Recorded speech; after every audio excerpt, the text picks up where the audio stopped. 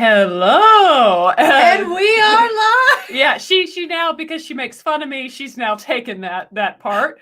So welcome to Force of Light Entertainment. I am your host, Michelle, and with me is Natalie the Red, my co-host. Natalie the Red. Yes. Well, please hit that subscribe button and give the video a thumbs up if you enjoy discussing all things in the world of entertainment. We are now your new home to discuss things entertainment. Well, this is the first ever Force of Light Live, Force of Light Entertainment Live. We're working on the name. Yeah. Well, we just wanted to do a live show. We enjoyed the live discussion so much through The Mandalorian. Basically, we missed you guys. Yes, we missed you guys, and we wanted to have a way to bring on guests and not... In the past, I felt like I had to have a specific movie I had to discuss with the guests. So it was just kind of a way to bring on guests to discuss just whatever we want to in entertainment. And this new series, if you will, it's just kind of more like bring on a guest, have some casual conversation about stuff. Yes. So that's kind of what we're doing with this. Or about topics. Yes. And so that's kind of what the show is going to be about. We'll probably do at least 2 or 3 of these each month and just try again to bring on guests or talk about whatever the latest news is in the entertainment world. We've got a little lineup going already. Yeah, so that's what we're going to do. And before I bring out our guests, I would like to announce I did the little spin the wheel for the Grogu Black Series giveaway, and it was none other than Mark Shabby Geek. so you Mark, didn't even tell me. Yes, so Mark Shabby, you are the winner of Grogu the Child. So now we have to wonder. Yes, good sir. Yes, now we have to wonder, and Mark Shabby there he Geek, is. yeah, he's there in the comics. Good morning to you. And so Mark, you are the winner of the child. So you must promise us that you will take very good care. We need a vow of honor. Yes, of the precious child. So definitely do that. Precious. Yeah, he is the true precious, not the ring. So definitely take care of the child. And yeah, the will landed on Mark Shabby Geek. So now we have to wonder, Mark, will you leave them in the box or will you open them? We'll leave that up to you. Are you a boxer or an opener? Well, I was always an opener. No, he's a boxer. He likes to keep them in the box. Yeah, that's why. I mean, a lot of people do. Yeah, so we'll see what Mark... He's opened some recently, so we'll see what Mark Shabby Geek decides to do. Well, we will go ahead and bring out our guest, and our guest is none other than Luke from Anyworldbutours. Luke, how are you doing? I'm good, thank you. How are you both? We're doing good. Good. So what time is it? Are you 5 hours ahead of us? Yeah, so it's 4 minutes past 4 p.m. Okay. So it's kind of early afternoon. Later. No, it is later. Mid-afternoon. Yeah, mid-afternoon. Mid-afternoon. It's starting to get dark with it being winter already. You know, Shabby knows how dark it gets here in the north of the UK. Like it does. As soon as, especially in winter, early evening, it's just dark. It's dark all the time. It's never light. No light here. So what time does it get dark there? Like in the winter, it's like 4:35. It's God. So it's if you're only starting and it only gets light at like 8-9 a.m. as well. So very limited time of sunshine. Really strange.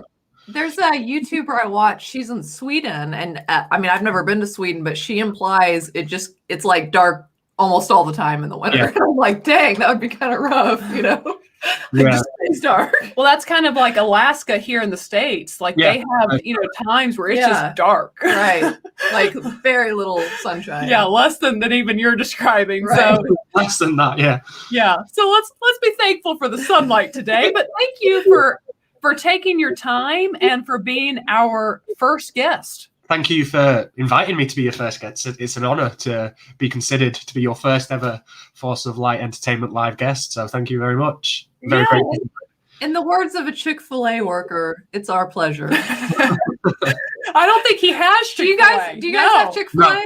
No. I mean, dang, you're missing out. I mean, Chick-fil-A's not even all across the U.S., let alone into Europe. I didn't realize that. No, the UK would have like McDonald's, Burger King, all those types of things. Yeah. But Chick-fil-A needs to branch out to the UK. You guys need to experience the Chick-fil-A. Definitely. Needs to branch out. it's definitely worth experiencing. And hello to RFB, who is in the house, and of course to our winner, Mark Shabby Geek.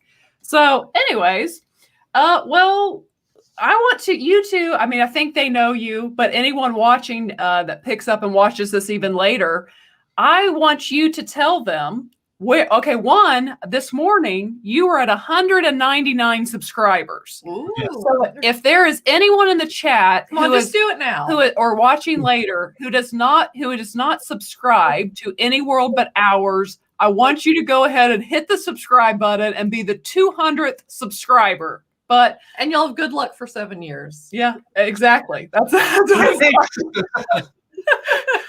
but yeah, tell everyone a little bit about your channel, because you just started. So the fact that you're about to hit 200, I mean, you're doing really well. Yes. Yeah. So I started maybe, I think it was towards, well, kind of when the Mandalorian started coming out. So late October, early November time, maybe. That's when I started playing around with the idea of kind of doing it. I was jumping onto like the Pallyboy streams and, just watching all these other different YouTubers, even like yourselves and stuff. And I was just like, all these people just seem really cool. They're talking about the things they enjoy talking about. Like, why am I not doing that? It's like, in times where like the current situation that we find ourselves in now around the world, where everything seems so negative, you turn the television on, everything's so negative, kind of do something that you're passionate about or you enjoy, and then you're kind of essentially making your life more positive because you're talking about things you love talking about all the time, whether it be here on a live stream or on Twitter or on group chats and stuff like that. If you're talking about things you love, then you're just gonna feel more positive and stuff like that. So that's what kind of made me start. I was just like, I need to start. I've always been kind of a nervous person as well. So in terms of like public speaking and stuff like that, so I thought this will be something that will help that as well. So just even though it's over a camera and stuff, it's still kind of breaking down that barrier. So that was one of the reasons I started. And then I thought, you know what? I love Star Wars, I love Lord of the Rings, love all these different multi-fandom kind of things.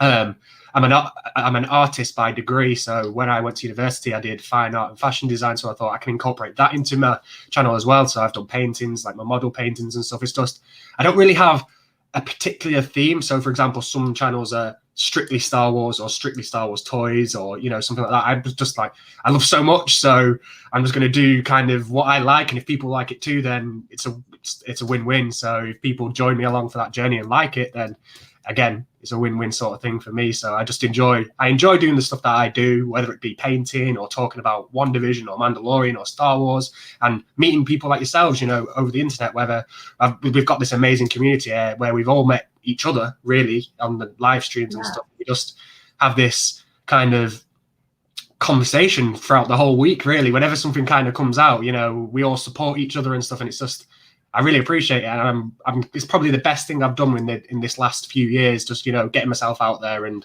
starting this channel, and I've really enjoyed every minute of the creative side and all that sort of stuff. So yeah, it's been amazing. Yeah, well, and several things you said there, it's kind of similar to us, and I haven't thought about that. But we started our 1-year anniversary for our podcast, not for YouTube, but just for our podcast, will be February 2nd. Just around the corner. And I don't know that I would have, I really think us starting this podcast made 2020 better. Yeah. It's like you said some things that kind of resonated with me, like that I hadn't even really thought of, just being the year that it's been and kind of starting this in this year and just adding positivity and like, it's kind of good for mental health, like it's been a good experience. Well, and as he said, you being a kind of an artist, a creator, it's literally proven that it helps your brain when you're creating something. Yeah, so doing this, and even especially the Mandalorian chats we did towards the end of the year, it really has been a very good thing for me. And obviously we hope it's always enjoyable for you, the viewer. And then, as you said, meeting all the people in the chat, these connections, we make, and it really is helpful. And I also feel you. I'm somebody. I have social anxiety. Like I get nervous. Like you said, I definitely deal with nerves and stuff. So I think it's helped me to kind of branch out and like put myself out there. I mean, if we're just being transparent, but I think it's a healthy thing. Yes, and just I just because I have to say it, it's Scuba Pete. Scuba Pete. I have to always say that because I don't know if you've seen it, Luke, but we're big Adam Sandler fans. Grew up Adam Sandler fans, and in the movie Big Daddy, there is Scuba Steve. Scuba Steve. And he's always like, Scuba Steve. So it's like, Scuba Pete. It's like we can't help but say it like that. Yeah, we can't help it. Every time I see it in writing, that's what I just hear Adam Sandler in my mind. So I had to address that. But yeah, it has been such an awesome experience getting to know these different people. And even we joined the Red 5 Network. Hello to the Red 5 row at the Red 5 Network. But just getting to meet so many awesome people in a year where we were really kind of, at least we were kind of just truly shut up for about 6 weeks or in our state, but yet things still aren't normal. I mean, even to this day. So having the opportunity to meet so many people and it's almost like interact. We don't even know when it will in the foreseeable future. I mean, it's just things are different. Yeah, they are. So, having this outlet to be able to meet people and communicate with people, whether via chat or me jumping into chats. Recently, I don't see him yet in the chat. I'm sure he'll make an appearance. I've even just jumped in. It just happened to be at a time I was free, like Salacious Rum's channel, and we'll chat with him as he's playing a video game. And it's kind of like I'm 31 years old. Your friends are now like people you meet online. So it's definitely, I can relate to everything you said of just being such a great experience. And again, as we got more people in the chat, Anyworldbutours is at 199 subscribers. Go ahead if you're not subscribed to him and hit the button and tell us that you are the 200th subscriber. That would be awesome. So definitely do that. And I just see your channel growing. Yes. Like, I really believe you're going to continue to grow and grow. I think you put out great content, and you're just a very likable guy. Thank you very much. Yeah, I was watching your WandaVision one this morning. Yeah, I think you just put it out today, right? Yeah. So I do it. I watch all the other the big YouTube channels, and they put video clips and all that sort of stuff. I've tried to do that, and you get copyright strikes here and there, and I just can't get my head around all the editing and stuff. I'm just like, even if it's just me speaking to a camera, kind of like we are now, just about what happened, and I'm still getting people kind of watch it and stuff. So it kind of then even pushes you further to go like, maybe people do actually like, what I'm doing. Like, I'm just talking about something I like at the end of the day, something I love. So if other people can enjoy it, and then I can get my head around all the editing stuff further down the line, then it's just all a learning process. Like, I'd never done any video editing or anything beforehand, before YouTube. And it's just like a slow learning process, as I go on. And like you've just said, in a time where we're not really supposed to meet people because we're stuck inside and stuff, having the opportunity to meet endless of people on the internet like this is especially with people with similar interests and things that we like, whether it be Star Wars, Marvel, Lord of the Rings, anything like that. It's just the people you want to meet. You don't feel like you have to force a conversation because we all have the same interests and stuff like that. So it's incredible, and it's strange that it's taken something like this for me to realize that there's people further than just in front of your face, if that makes sense. Like, in terms of when you're at home or in your hometown, you don't really know many people with the same interests as yourself, just because of kind of everyone likes different things. But then you click a few buttons, and then on the internet there's communities all over the place with people with the same interests and like alignments as you, and you just have endless conversations all day, all night, about things you love, and that's what it should be about, really. So it's great. It kind of opens up a whole new. There we go. There's our song of the day. We always have a song in every. And I cannot sing it all. Yeah, I can't sing it all either. That's why I don't really try much. But I go for it. But you're definitely right, because even say, I grew up with people who like Star Wars, but there are very few people, say Star Wars as an example, that you could truly I could nerd out with, and they know the extra material that's out there, and it's like you get on a chat or something and everyone knows it in this community. So it's so much fun to be able to kind of nerd out with people. It's kind of been the silver lining of 2020. Definitely. It's definitely been the silver lining. I think 2020 kind of pushed a lot of us to we actually had started before the pandemic hit. Shortly before. Yes, very, very shortly before.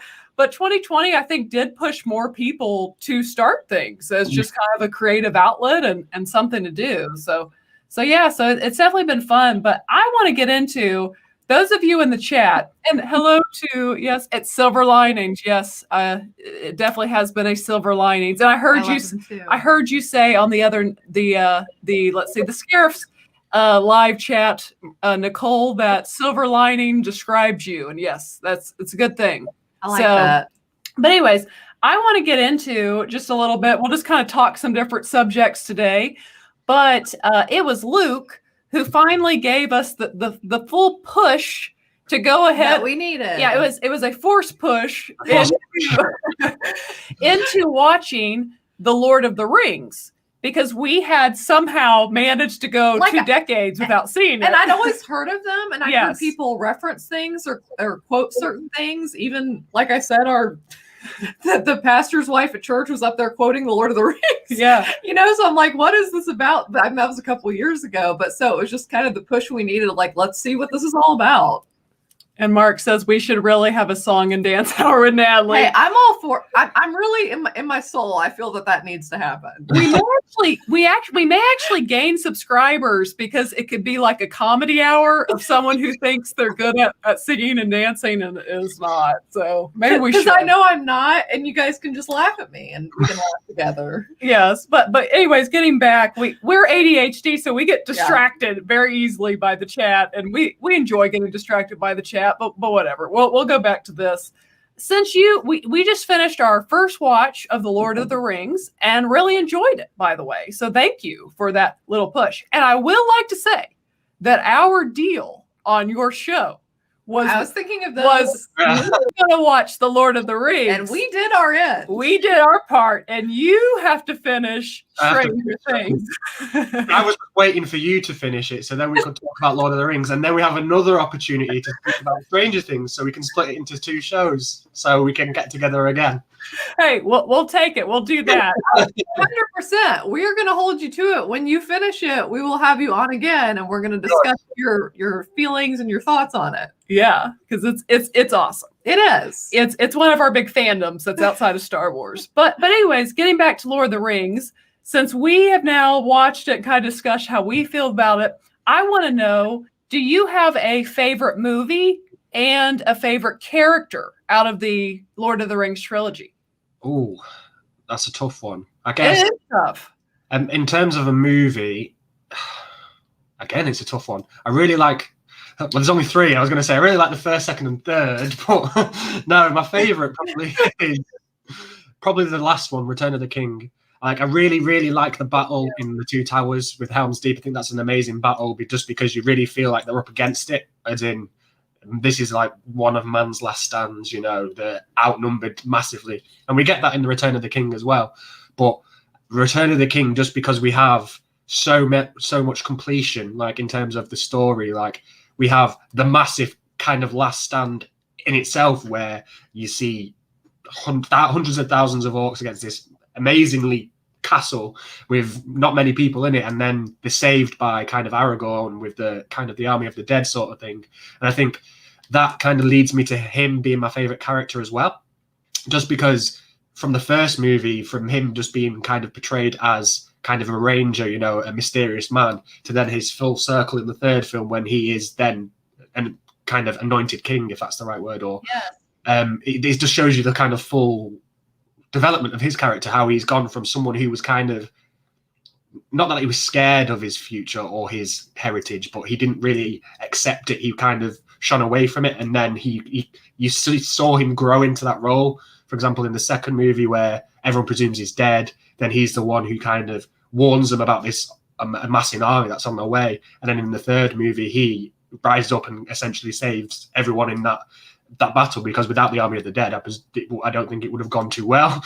But he really grew into that role of king, and I think that from when you see him in the first one, where he's just that mysterious guy, to king, that full circle of his character is amazing. But then there's other characters I love as well. Like, I love Sam, I love Frodo, even Smeagol. I know he's so evil, but without him, the whole structure of it, you learn to hate him but you love to hate him. I think that's the thing. Like without him, you know, you needed that hatred to someone, and he was that person. You was like, no, you wanted him to fail, but then it was just amazing. The whole thing, like there's so many. I'd say the third one is my favorite in terms of the completion of the story. Even the last bit where we see, because obviously the battle happens, the battle ends, and then they go off to like the Elven land where Frodo goes on, and that was a nice kind of ending. You know, it was like almost bittersweet where Sam and Frodo parted and stuff like that. But they were going to a better. He'd completed his journey essentially. The same with Gandalf. Obviously, he died and then came back, but he'd completed his task as well. So they went on to like their heaven essentially. I guess what you call it, like their That's kind of how I interpret it. Yeah. It's almost like a heavenly place that they were going to. So it seemed like a lovely place. Yeah, and I would have to say, I think the third was my favorite too. It definitely, I as much as I love Sam and as much as I love Gandalf, I think Aragorn is probably is probably my favorite. Because it is like he truly has like the hero's journey of like he starts as almost this dark, shady figure, and he has humility, yes, and he's humble, and it's almost like, and that's why I like hearing someone else's perspective, because I hadn't really thought of the intense character development for his character, and how maybe he wasn't really ready to walk into his destiny that was kind of waiting for him, but he was the right king. He is a good king. Yeah, like he is just and such a good man. Like you see that throughout all of them. And he is like, he from the beginning was the character that got me interested, because he was that kind of that knight. Like he almost reminds you of like a Lancelot type character, but then it's like Lancelot becomes King Arthur by the end of it. So it's kind of almost a fun take on that. But yeah, I love his character. And as Mark Shabby Geek points out, Michelle loves Smeagol. If you guys she does. If you guys have watched our thing, you guys know Michelle loves to hate Smeagol. I mean, there was a point she was talking about what she wanted to happen to him, and I was kind of like, I mean, I'm not going to cuss on here, but I was like, dang. but I see, you hear what he says, like you needed that character to hate, and like they gave you someone to hate. and Andy Serkis does it so well. Like you really, I mean, he does a fantastic job playing this character of Smeagol / Gollum. I guess it's kind of a split personality almost. Well, and I have heard, and read you guys' comments that there is a lot more backstory maybe than we see in the movies regarding Smeagol, and what was I going to say? Gosh, I'm going. That maybe he's a little more sympathetic. Yeah, and that like, and I genuinely thought that too. Like when you see him in the second one going back and forth, almost like the good and the evil, like that's genuine. Like he really was kind of trying to break out of it. Yeah. And it sounds like from the books, or what, like Sam maybe like he went through some bad stuff and kind of took him back to the dark side. Yeah. But he had potential, it sounds like. And it's also like the thing with his cousin that you see in the beginning of the third one. It sounds like, I don't know, like there's things behind that too. Like it's not just that he was so evil. It was just the ring was so alluring. But the movies definitely, by the end of the second one, they want you, and especially the beginning of the third one, they want you to not like Smeagol. I mean, they make it hard not to dislike him quite a bit. They definitely do. So I actually think we maybe like have the same answer on that, because as much as I love Gandalf, as much as I love Sam, Aragorn is just such a dang good character that you just love throughout the whole thing. And he's just fantastic. And his speech at the end of Return of the King, where he's like, the day may come that men fail of fear, or whatever he says, like that almost like teared me up looking at the GIF that I tweeted out. Like there's so many just fantastic lines in Lord of the Rings. Like Tolkien truly was a genius writer, and there's just so much, whether you look at it from a Christian lens or just, a human lens, that it's just this classic tale of good versus evil.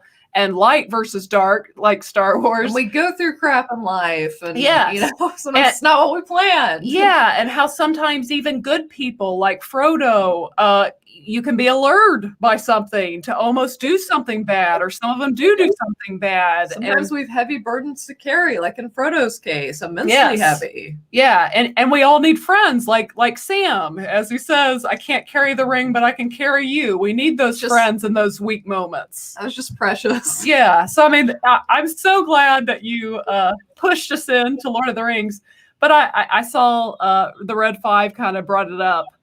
But I wanted to, and hello to Salacious Rum, that little monkey lizard. Want to say hello to you.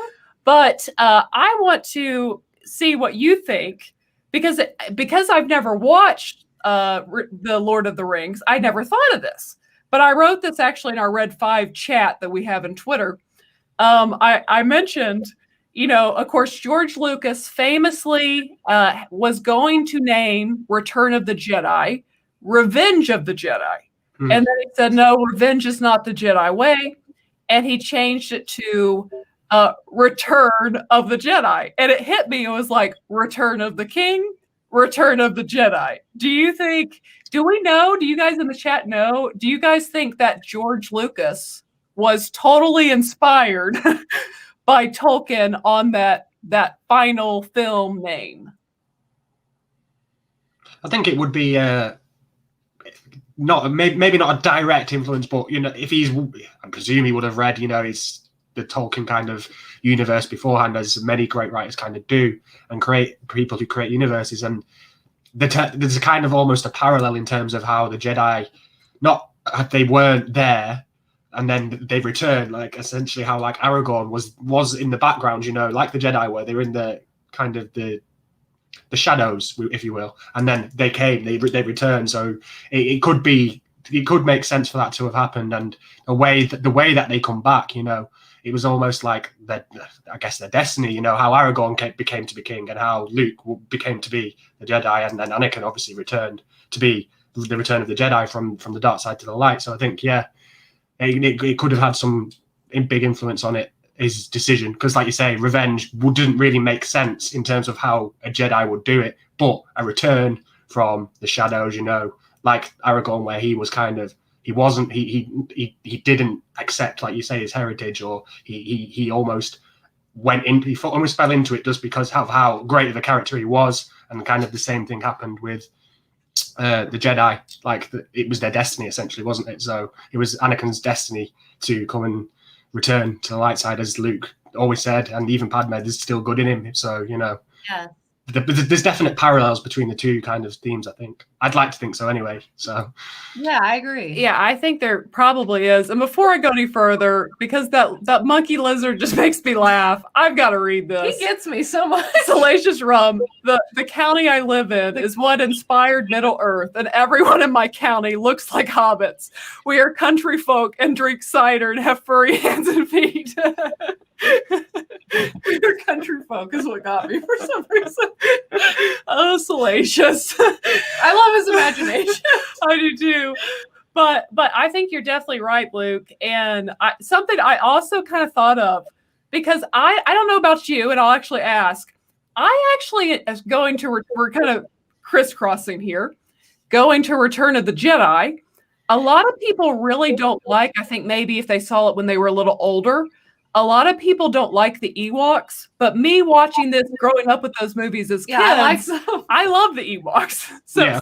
What is your feeling on the Ewoks? But I have a point with the bringing up the Ewoks, but I'll let you answer that. I think it makes sense just because when you think about it, when there's, in the terms of the Star Wars universe, when there's all these different planets, and for example, the Empire, and they're coming to essentially invade this planet, and they're the local inhabitants, if you will, like they will, even if they're even just little furry people, they will defend their right to their own planet. So even though they look cute, and then, you know, sometimes people would say, or their argument would be, it doesn't make sense for them to fight against this empire who have all this machinery, all these lasers and all the laser guns and stuff, but they're protecting their own planet, right?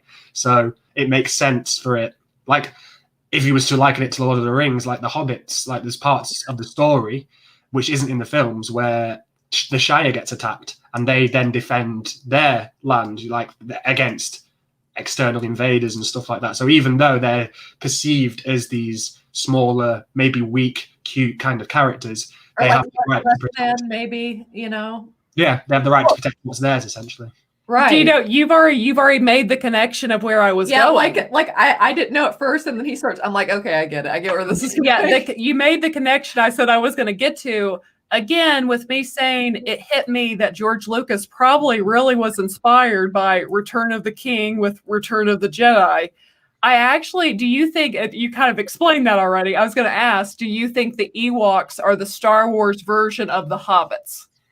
They could be, yeah, because like I say, that within any universe that has been created, you're going to have people, races or species, if you will, that are going to be not as, or perceived not as powerful as the men or the Jedi or the Sith, or the Empire or factions, because in every universe, even in, for example, our world, there's places where people perceive as maybe weaker, like even countries like America is the strongest country in the world, people would say, and you perceive other countries to not be as strong. So it'd just be the same, for example, when, I don't know, maybe when English invaders went to take over America, you would have had people trying to protect their land, and they would have been perceived as maybe not as strong in terms of their industrial development and stuff like that. So the kind of parallel between the Empire and the Ewoks, like they have all these lasers and all these blaster rifles and the Death Star, but the Ewoks still want to protect their land. So, I think that, and the same with the Lord of the Rings and the Shire and the Hobbit. So like definite parallels been between, like Red 5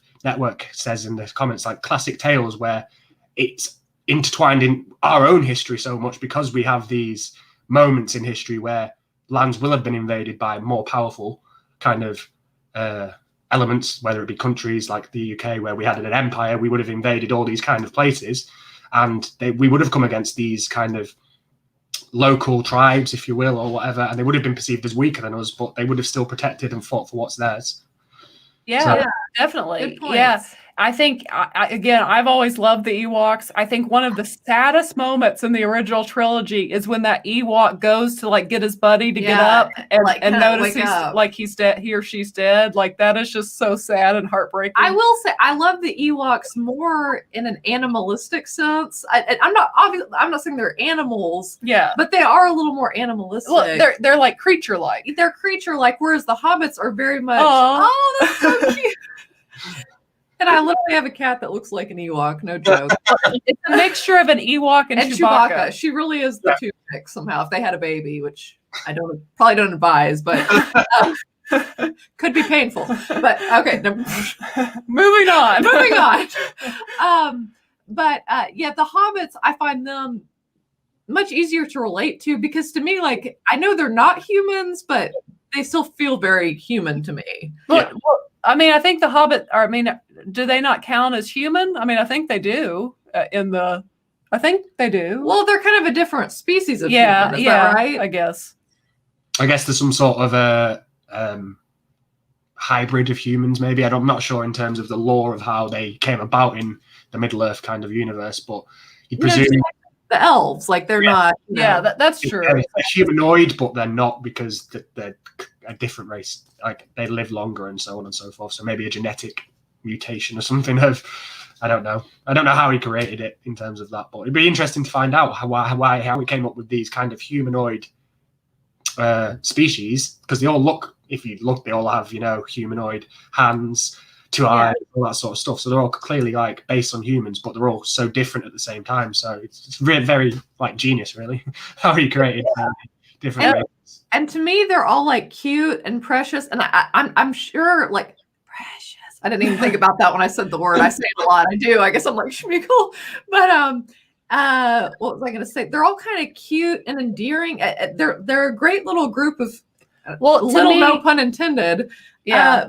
And they all seem, are they supposed to be childlike? Because I think there's definitely like a childlikeness I noticed to most of them that we interact with. Yeah, even the older ones, like the elderly kind of generation of them, they even still seem quite childlike in their kind of, like, for example, when Gandalf's speaking to Bilbo, he kind of, he doesn't talk down on him, but you kind of get that he's advising him, he's in an advisory role to him, so Gandalf is looked up to as some sort of, I know he's like a really wise wizard and so on, but you kind of get that that moment in the scene where Bilbo almost looks up to him and in a childlike kind of he's not like a parent, but as an advisor, a wise kind of person. But you have that parallel of they do seem a bit more childlike. Yeah. And I think pure, and maybe that's why Frodo was chosen, because of that purity. Well, it was definitely. And I think he even maybe had an extra dose of that. And because the hobbits weren't as powerful, and that's why Gandalf says he can't take the ring, because with that power, he would just be too powerful. Yeah, right. And he could be too corrupted, basically. Yes. He knows evil, whereas I think the hobbits don't really have any, they don't seem to have any kind of perception of evil at that point. Like, they all live in this nice little village, everything's like you said, pure, everything's perfect, everything's nice. They don't really, if they don't know evil in terms, then they can't really.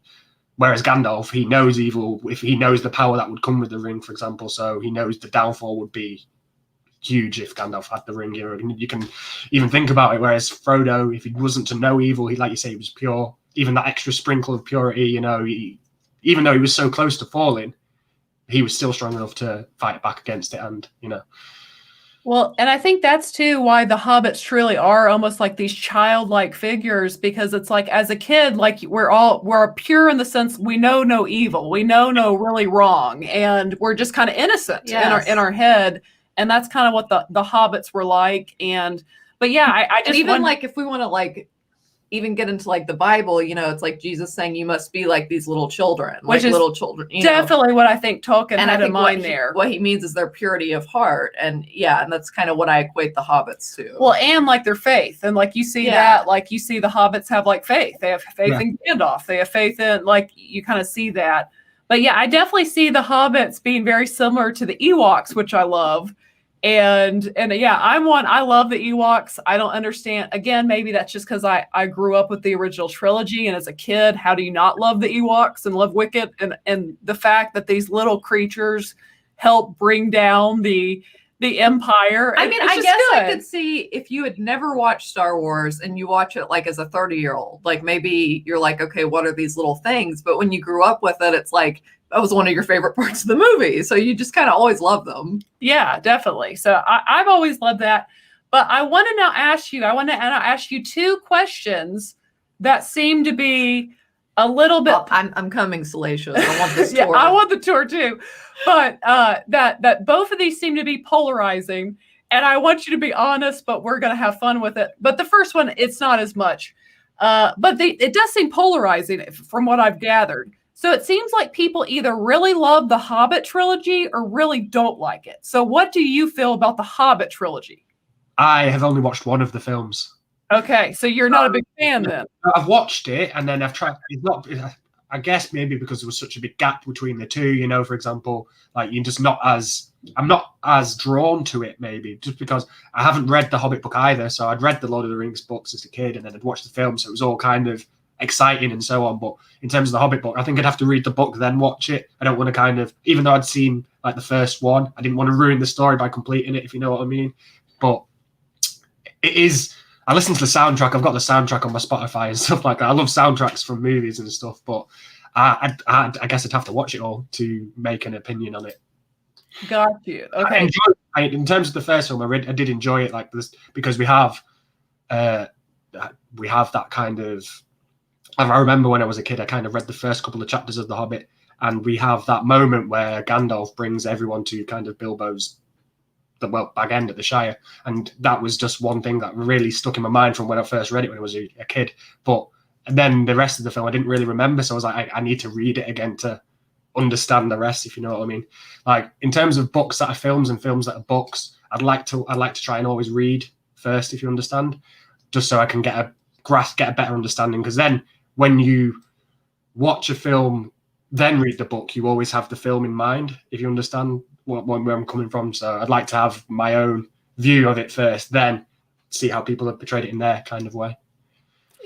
Yeah. And this is I think it's kind of on topic, but do you ever, because I was a reader growing up, and sometimes you read things and then they later turn it into a film, do you find that sometimes it's hard when it's when you're reading, you picture that you can make how everybody looks and you do all this in your head, and then sometimes it's a little harder to watch the film version because you're like, wait a minute, that's not what that looks like, or that's not, Yeah. you know, you still enjoy it, but do you experience that it's like a little bit, you know, sometimes you have to get used to the film version versus when you read the book and you made it up in your mind? Yeah, exactly that. Like, I first read the Harry Potter books before the films, and then obviously when they came out, you already have your own. You create your own universe. That the universe, your own perception of it. You're like your own imagination kind of runs wild with it all, and then you see it. You're like, oh, I didn't expect that to be like that, and so on and so forth. So you're almost then created it. It's created for you, and then if you was to read back, you only see Daniel Radcliffe as Harry Potter. You know, you're the character you kind of created in your own mind is no longer there. So I feel like that's why I like to read the books first, which is why I'd have to reread the Hobbit before I watch the rest of them, if you understand. Got you. I was told that the Hobbit book is like not very long, so they really had to add stuff to create like a trilogy. That's at least what I've been told. I've not read I think it's only, I was going to say only about that thick, but it just depends. But I think it's only about 250, 300 pages, something like that, maybe. And then maybe they've beefed it out so much so they could make a trilogy. So where their creative license kind of went with that in terms of making the movies would be interesting to see, but which is why then still I'd want to read it first. So I couldn't see, oh, that's where they've included this bit or that bit, or this character has been made and for what reason. So, you know, that's why I always like to read the books first before seeing the Hollywoodized version. Yeah, that makes sense. It does. Definitely. So that question, I've noticed that's kind of polarizing. But speaking of polarizing, and guys in the chat, I just want to begin. Anytime we have a guest on, I've decided I'm going to ask them this question because it seems so split. And there is no right, I want to say, let's give a pre-warning that there is no right or wrong answer to this question. I'm just genuinely curious because it does seem to be kind of split, almost 50-50. And we like to have fun. So we'll just ask, and when you're on the hot seat, do you like The Last Jedi? Yes, just because I like Star Wars, so I like Star Wars, and that I don't agree with how they treated Luke Skywalker as a character, just because in my head, you know, he was this amazing person. It was kind of confusing as someone who'd had this idea of a character who's so amazing, so strong, and so powerful, and then he was just not disregarded because he had his moment, but then for him to just go like that, there wasn't really enough, like even the build up for it. So we had The Force Awakens, and then the way they presented Luke Skywalker coming back for The Last Jedi in terms of the movie posters and all this sort of stuff, he was like, it's going to be amazing. He's going to be so central and integral. But then he kind of wasn't so. But you could say that for a number of characters, even like Finn and stuff like that.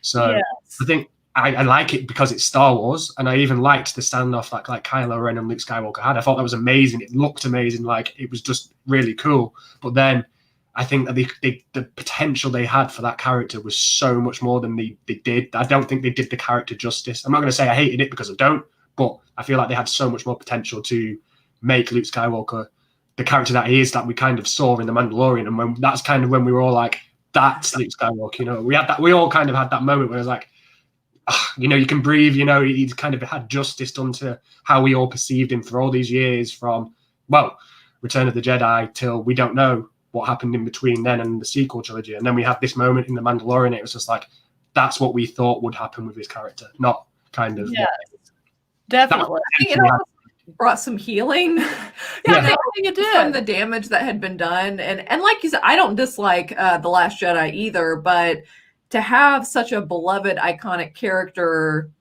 kind of have such an anticlimactic end.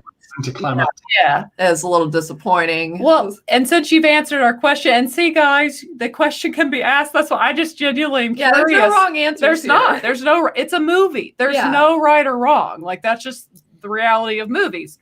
But anyways, so since you said that kind of opens the door. So what did you feel then when you realized that it was Luke Skywalker showing up in the final episode of season 2 of The Mandalorian? Like, what did you feel inside? What was your reaction? It was just like awe, like shock. Like, even when, for example, it happened and we saw the X-Wing come through the spaceship, like landing on the spaceship, and then that was like the first hint, and then we had the black clothing and the hood. It was like the second hint, and then we had the black hand, and then his lightsaber hilt. And even after all these little confirmations, you're like, no, wait, it can't be. It's like self-protection.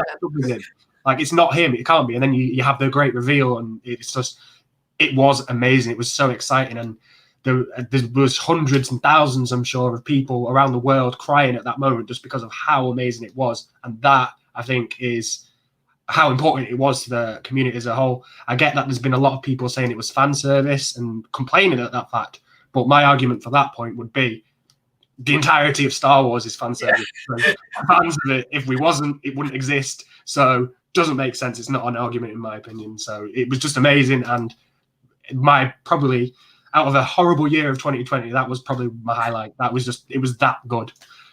Oh, I think that was so many people's highlights. I mean, we were watching it together actually that day. And I mean, I was shouting and it's Luke and you know, just going wild. And then the second time I jumped up off the couch. Yeah. And then like the second time I went back and rewatched it, I have to admit that maybe a little tear kind of creeped up in my eye. Like it just, and our brother even admitted that he got a little dusty-eyed. Misty-eyed. Misty-eyed was the quote. I mean, it was just so awesome. And it's like you said, it's what people have wanted to see for 30 plus years. Yeah. Of just seeing. It was a big buildup. It was. So I have to ask too, then, do you have a preference? And we may make a video one day about this. Do you have a preference of which hallway fight scene do you prefer? Do you prefer the Vader or the Luke Skywalker one? Do you or are they equal to you? Do you have a preference? Probably say the Vader one, just because we always had in our minds that Luke could do that, whereas Vader we'd seen and he was very mechanical, and just because of how the original trilogy was made and what they had to deal with back then. But that kind of was like Vader, even though Vader is such an iconic villain, to see what he could do, which is why I always say if we had some sort of Vader series or Vader film where we could see just like him at his full power, like that's Vader, you know, that is why he is the most iconic villain in the entirety of the world, just because that is the power he had. And yes, the Luke Skywalker hallway scene is amazing and it's the best thing I saw last year, definitely. But I think, in my opinion anyway, we always had the impression he could do that because of how he built up to that character. We've had all these stories in between and so on and so forth, whereas Vader, from what we saw from the original trilogy, it didn't do the character justice just because of the limitations I think they may have had in terms of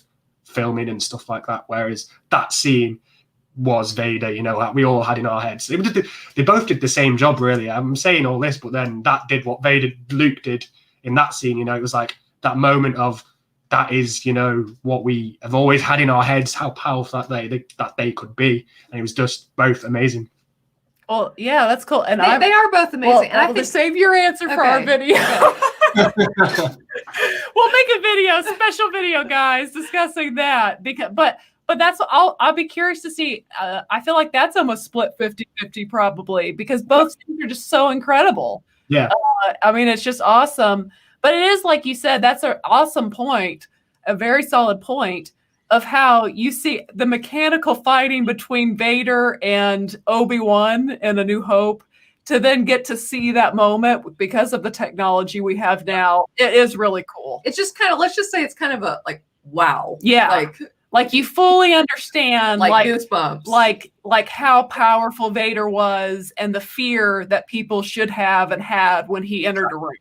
Which he felt when he did, but not that we didn't understand, but when just due to the limitations of the times, like it was just kind of what happened in terms of how they could fight. But then when you saw that hallway scene and the red, and then he just mows through loads of them, it's just like, that's Vader. That's how we've always seen him in our heads. And, you know, it was realized the same with Luke Skywalker.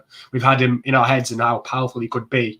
And then was kind of done a disservice in terms of The Last Jedi and kind of what happened to his character. We never got to see that, but then when The Mandalorian came out, we saw it, and we had that realization of, wow, that is how powerful he would have been to see, because we've all had it in our heads, like we've all pretended to be Luke Skywalker and Darth Vader and how powerful they could be, but to see that and be like, wow, we finally got to see that. That's what's amazing. Well, and I will say this too, something that I noticed almost immediately after watching when I left the theater is the Vader scene. It actually enhances to me two characters. It enhances Vader. You're like, dang, like that's him at his peak.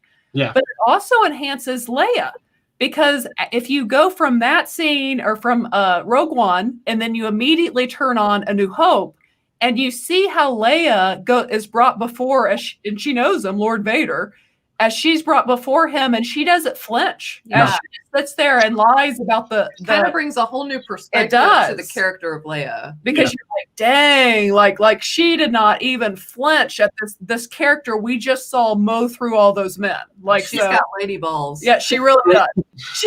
She has ovaries of steel. Like she really does. So that scene is just incredible. It definitely enhances Vader, and then to me it enhances Leia in her own little way of just wow, how brave she is. But yeah, it's incredible. And kind of as we kind of wrap up, are there any Star Wars projects? A lot have been announced. Which ones are you most like, oh my gosh, I can't wait to watch this? Like, which have you the most excited? I'm sure you're excited about almost all of them, but what's like wow, really grabs you? I have to say the Obi-Wan series for me, just because I haven't watched all of Clone Wars or the Rebels yet, so I don't have a full kind of character development for Ahsoka. I love what happened in the Mandalorian with her, and I've seen quite a bit, but the connection I have with Obi-Wan and Anakin, obviously coming back into the series, is a lot bigger. So to see that again realized, and I don't know what they're going to do with it, and it's just going to be amazing. And I'm so looking forward. I only believe it's going to be maybe 4 or 6 episodes or something like that. But that is just going to be one story. And I feel like we're going to have the moments like we have with the Vader scene and the Luke Skywalker scene. I think that series is going to have those moments as well, and that's what I'm looking forward to most. Yes, I am so excited about Obi-Wan, have been so excited because, I mean, if there's, the prequels have their ups and downs, I think more just from direction, kind of the CGI, kind of we struggle with a little, but I mean, the story was great. And you also, to me, one of the most awesome things out of the prequels is Ewan McGregor as Obi-Wan. I mean, Obi-Wan, when I think of Obi-Wan, I almost think of Ewan McGregor before I think of Alex Guinness at this point. Like, that's how much he is Obi-Wan to me. So I'm super excited to see him back. Well, and I think, like you said, the prequels are great, but it's kind of like you said, Darth Vader in that scene almost being fully realized. I feel like this series of Obi-Wan has the potential to do that for his character. Yeah. And because I think... Correct me if I'm wrong. I feel like he's maybe a little bit of an underrated character. Well, I mean, I love Obi-Wan. I know. I'm sure there's a niche of people that like are huge fans. Like, and I really like him. But I just think this could take it to the next level. Yeah. You know what would be awesome? However, if it's 4 episodes, if it's 6 episodes, I really hope they let it be kind of a slow burn, like a character study. Yeah. Kind of like when I'm not totally different, but you'll get what I'm saying. Kind of like the way they did Joker. Joker was like a slow burn, and then the last 15 minutes of the movie was an out-of-body experience. Yeah, we're just explosive. And I really hope they let Obi-Wan be a slow burn on like Tatooine and build it to like this incredible moment, like kind of a hallway scene for Vader or Luke. Like truly give us something that's like, wow, like dang, like Obi-Wan is awesome.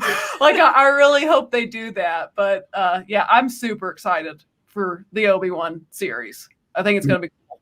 Me too. I have to agree with John in the comments as well for the High Republic, for the Acolyte, because I've started reading the comics and stuff as well, and I'm just about to start reading the book, and the era of that is really exciting for the scope they have and the potential there, because they can't really annoy any fans either, because they have so many new stories to create. Like there's no, oh, we like the original trilogy, oh, we like the prequel trilogy, oh, we like the sequel trilogy. This is all their own creation, so they can't go wrong, really. So I'm really excited for what they do with that as well, with this new era of Star Wars, which we're going to love, I'm sure. Yes, yeah, definitely. And I'll have to say, since you said that you have not finished Rebels is awesome. So definitely finish Rebels. So much to watch. I've got Clone Wars, Rebels, Stranger Things. I've got it all. I mean, got you busy, Luke. Yeah. We're gonna have to send you a daily watch schedule. Yeah, well, I have 1 episode of each a day, and then we'll get there eventually. Go. Yeah. I mean, Rebels is fantastic, and Rebels truly, even without watching Clone Wars fully, I think it would really make you become attached to Ahsoka. Yeah. Dang good character. I'm very excited about that show. And I'm super excited just about Well, gosh, all of it. I mean, Even. yeah, the book of Boba Fett, which I have to admit, I was never a Boba Fett fan. Never cared about the character. Never understood the love of the character. And the Mandalorian made me like and care about this character. It took me there, right? Yeah. Yeah, So, definitely. were you a Boba Fett fan, or have you become one? I'd say I never disliked him. Like in terms of like, I used to play with him on Battlefront. I thought, oh, this guy's quite cool and all this sort of stuff. But I never had this kind of undying love for him. You know, like quite a lot of people did. But I guess that was kind of due to the toys and stuff as well, because he looked so cool as a toy and stuff like that. And I've only just recently started collecting all that stuff. But like you've just mentioned, when you see the character in The Mandalorian and how bad he actually is in terms of how cool he is, I mean, like that's what's exciting now for the book of Boba Fett, like just what they can do with that as well. So I'm really excited for that too. Yeah, I'm excited too. And Sean Solo makes a great point. Hello to Sean. That Kathleen said that it will be the rematch of the century, referring to Obi-Wan. So as he says, so we will see a big Kenobi scene. Surely that's what that means, Sean. I mean, I think we need it. We need it. We want it. Because I've made the point. I know some people are like, oh no, we'll mess up like kind of Star Wars continuity if Vader and Obi-Wan meet in this time period. But Vader says a line, he says to Luke, he says, Obi-Wan once thought like you thought. And we've not seen that, because at the end of the prequels, Obi-Wan is just like, you were like a brother to me, Anakin. And he's just upset. Like he truly thinks, as you said, like your impression. As you said, Padme has to tell Obi-Wan they're still good in him. Like Obi-Wan doesn't really see that in the last time they've seen each other to A New Hope. So when did that happen? Like, is he referring to their fight in A New Hope? I don't know. I don't feel like we've seen. I feel like you could really take that line, Obi-Wan once thought as you thought, and apply that in their confrontation in the show, where maybe Obi-Wan is still really trying to appeal to his old brother Anakin to turn back to the light. Because he'd already like almost defeated him at that point. Like they were in fighting at that point. There was no conversation. It was like in mid-battle and everything, you know. Whereas if they had, like you just mentioned it, in this new continuity of the story, they have some sort of another chance for Obi-Wan to appeal to him. Like, look, because you never really got that. It was he almost killed Padme. Well, and then they had the fight. There was no real kind of appeal to him. It was just like he was just like, I'll do what I have to. That was his line. I'll do what I must. Because he said, if you're my enemy or something, didn't he? Anakin said. And then he was like, I'll do what I must. And then they had the fight. So there was no real appeal. Like he was just like, you really are evil. I think he said, you really are. Yeah. They had the fight. So there is definitely some scope there to be had. And I think, like you've said, I don't think, even when he said last time we fought, you was the master and now I am the master or something along those lines, like he's grown into his, well, Vader has become a lot more powerful since then. So, you know, even then, there's a scope of that line there too, that they can kind of fit in with it. Yeah, definitely. So, I mean, I'm just so looking forward. Could Ahsoka appear? And she definitely could. If they want her to appear, she can. And I'm always happy for more Ahsoka. So I would be fine with it. Because that would be so easy to write in like a way that flows and connects. But yeah, I'm just so excited for what's coming in Star Wars. And again, we thank you for recommending Lord of the Rings to us, because now we have another fandom that we really appreciate and really like. But I'd said, guys, that we'll try to keep these around the hour mark to be respectful of our guest time. But thank you so much, Luke. And I just want you to know that I went to look. And I don't know if it's anyone in the chat, but you are now at 202 subscribers as of this moment. Thank you very much, guys. So on to 300. Yes. So there we slowly but surely we'll get there. Yeah, absolutely. Yeah, sometimes it feels like, at least in our case too, like you inch your way. Yeah, but then you get there, those little milestones, and it keeps going. Yeah, you definitely do. But yeah, thank you so much, Luke, for being on our first guest on Force of Light Entertainment Live.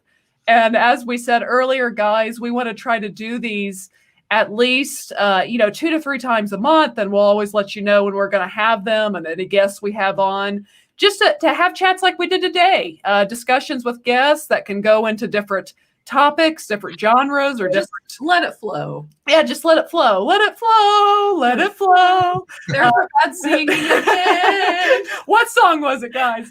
But yeah, so we just want to do this and have fun conversations, discussions. Oh, Luke, what is your YouTube channel? Nicole, it is Any World But Ours. As my name's typed here. Yes. It says the guest. Yes, Any World But Ours, and great channel. He discusses You say ours? our I think it's ours. any world but ours. ours. Any World But Ours. Whatever. It's okay. You just have funny pronunciation sometimes. Sometimes I do. Sometimes, yes, I definitely You're do. special that Oh, way. and thank you, Scuba Pete. He gave the first episode 5 hoots. Thank you. And we give our guests 5 hoots as well. absolutely 10 hoots. Oh, Charles gave us a new thing, Natalie. We'll have to do. If it doesn't get 5 hoots, it gets the boot. So does it get 5 hoots or does it get the boot? I like it. so we get the hoots. We got hoots on this. But yes, thank you so much for and thank you everyone in the show. Or thank you for and Nicole is subscribing. So you're about to be at 203. Yes. Thank you, Nicole. Yes. Thank you everyone in the chat for tuning in. And we want to have more discussions like this. In fact, the winner of our Black Series Baby Yoda, Mark Shabby Geek himself, will be our guest next week at the same time, 11 a.m. Eastern Standard Time on Saturday, next Saturday. So definitely come back next week to talk with Mark Shabby Geek.